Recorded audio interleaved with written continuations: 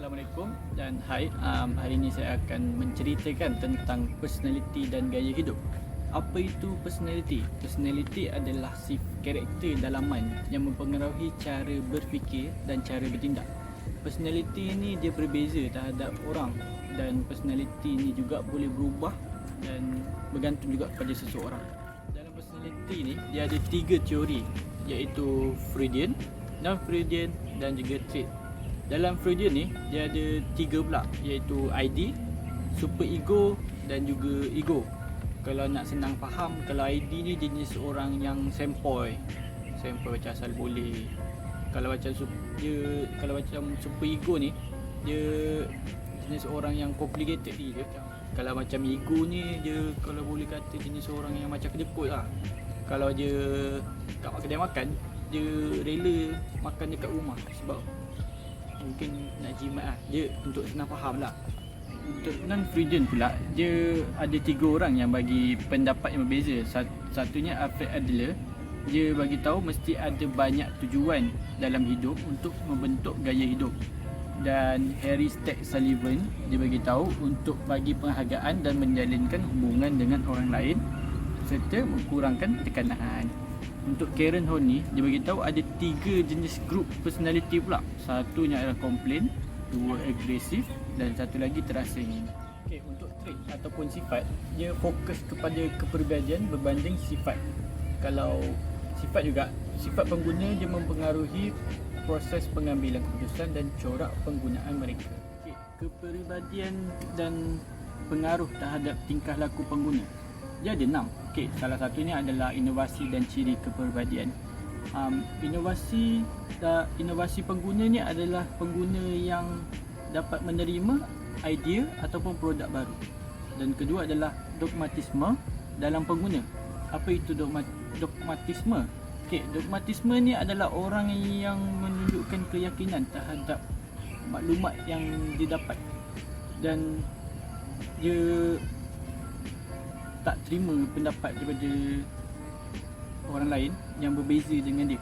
Okey, dia sebagai contoh, kalau kita bagi tahu tentang orang yang anti vaksin. Anti vaksin ni dia percaya yang dalam vaksin tu ada chips, dan walaupun pihak kesihatan bagi tahu yang dalam vaksin tu selamat, tak ada chip, tapi dia orang tetap juga kukuh dengan dia orang pendapat tu. Dia orang cakap ada chip.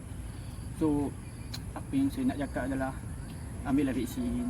Yang ketiga adalah karakter pengguna. Karakter pengguna adalah dia berperan untuk mempengaruhi tingkah laku pengguna.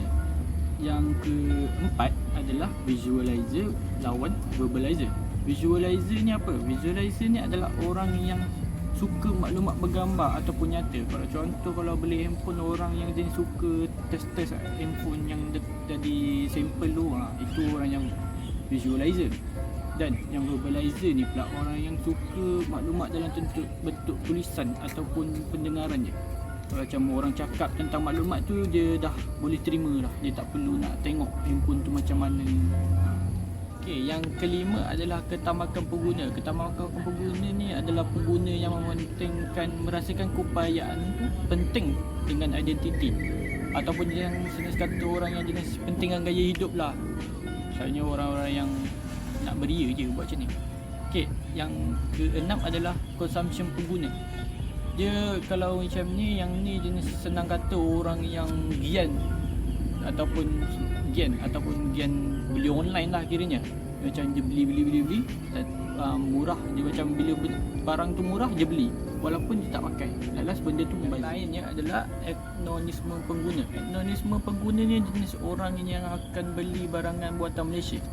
Dia, kalau contoh saya pun kadang-kadang macam tu juga. Sebab bagi saya barangan buatan Malaysia tak adalah teruk sangat. Contohnya macam kalau kereta brand Malaysia macam Proton atau Pro 2, bagi saya okey je. Dia punya barang pun kualiti. Tapi tak cakap lah semua barang Malaysia tu bagus, ada je yang tak bagus. Personality dinama. Personality dinama adalah sifat yang menunjukkan brand tersebut. Contohnya kalau macam brand tu, kita sebut je brand tu, kita dah tahu brand tu jenis yang menawarkan barang yang jenis macam mana. Contoh kalau macam Starbucks, kita tahu yang Starbucks ni dia offer kopi yang premium, walaupun kalau kita buat sendiri pun rasa sama je. Okey, dan kedua dan yang lain adalah personality dan warna produk. Contohnya je kata macam warna tu memainkan peranan dalam sesuatu packaging produk ataupun brand tu sendiri. Kalau macam sebagai contoh, kalau warna merah, kita tahu warna merah tu macam melambangkan kita punya melambangkan makanan. Contoh kita akan buat kita rasa lapar. Contoh kalau kita tengok brand-brand makanan yang pakai warna merah macam McD, KFC, Coca-Cola, Mary Brown. Yang lain adalah self-image ataupun image. Dia pengguna yang ada banyak image diri yang berkekalan.